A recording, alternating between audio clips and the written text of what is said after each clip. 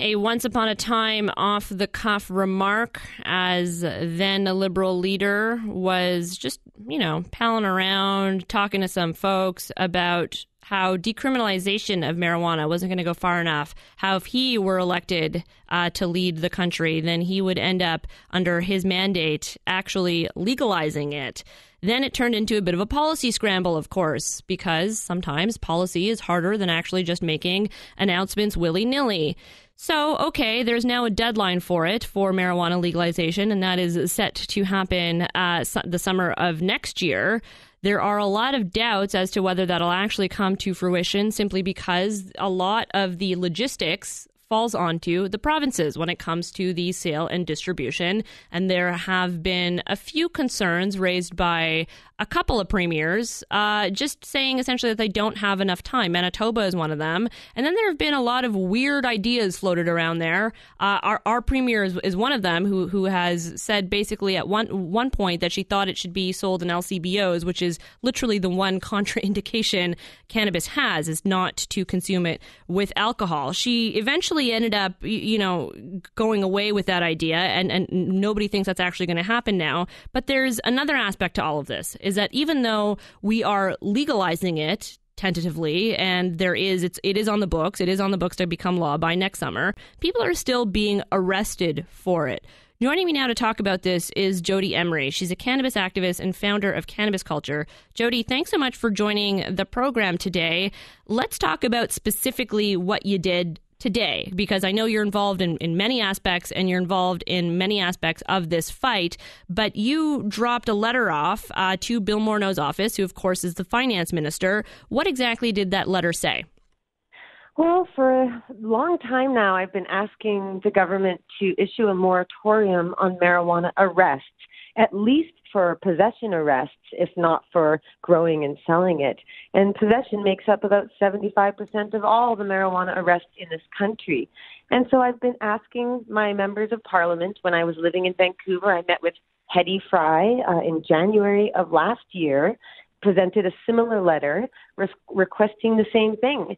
What I outlined is that we still have millions of Canadians who are subjected to arrest, other punishments, losing their job, their right to travel, their kids are taken away, people lose their homes. There are so many ways that peaceful, nonviolent Canadians are punished unfairly because they choose to consume cannabis medically or recreationally. So I'm asking the government yet again, as I do constantly, to please stop arresting people. And it's especially frustrating given that Justin Trudeau is a pot-smoking person himself, so he's being unfair by continuing to arrest and marginalize people who are already unfairly victimized. But we saw earlier this year, Trudeau was on Vice, and I was invited to ask him a question. And he was also asked about criminal records for young people and how that will be resolved in the future when it's legal. And Justin Trudeau said that his brother had been arrested for pot, but his father, with his connections, managed to make that charge go away. And Trudeau then agreed that it's unjust and unfair that certain groups of people are targeted unfairly for marijuana, but he wouldn't stop the arrests. He orders the police to continue arresting. And it's making me ask, as many Canadians should, why do these arrests continue? What is the justification? Who benefits? It only hurts Canadian consumers and taxpayers, and all of the police are getting millions of dollars. They're paid to enforce this law. So we should stop arresting people for possession at least, but this government has turned their back on the millions of Canadians who consume cannabis and still face unfair criminal sanctions and arrest.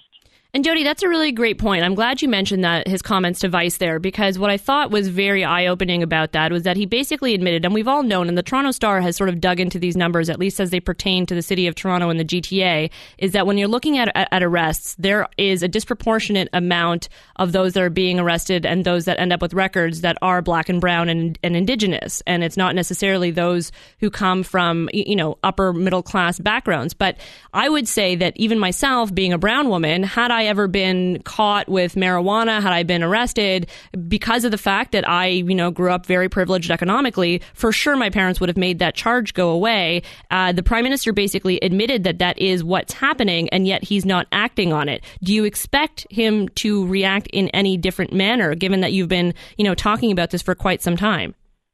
Well, over the last year, like I said, I've been asking for a while, and in the last year we've seen different politicians and organizations calling for decriminalization or a moratorium as well. And the government refuses to do it. And I think it might have something to do with the fact that the person they put in charge of legalization used to be the top cop in the biggest city of Canada who oversaw G20 civil rights violations and who always opposed legalization, Mr. Bill Blair. So when the police used to say, we don't make the law, we just enforce it, well, they put a cop in charge of making the law. And for some reason in that time, after Bill Blair was put in charge, Justin Trudeau stopped talking about how criminal arrests harm young people. He stopped talking about the unfairness of the law, and he just says enforce the law. Again, we need to ask who benefits.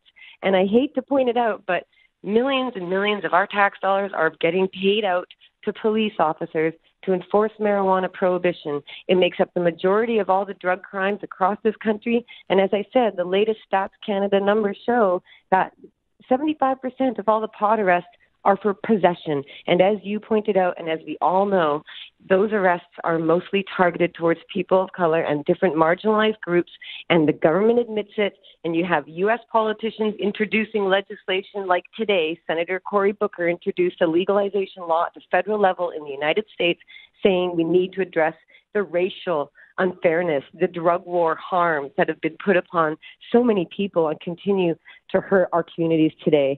So that's what I'm asking this Liberal government to respond to, and many Canadians have been asking the same, and I don't know how long Trudeau can go on as a pot-smoking Prime Minister hypocrite who allows this unfairness and injustice to continue while we count down from less than a year when it's supposed to be legal. Jodie, last really quick question for you here. But I mean, do you feel as though the Canadian people have been duped, given the fact that the Liberals did make legalization a huge policy plank, at least when we, up into the lead up to the campaign?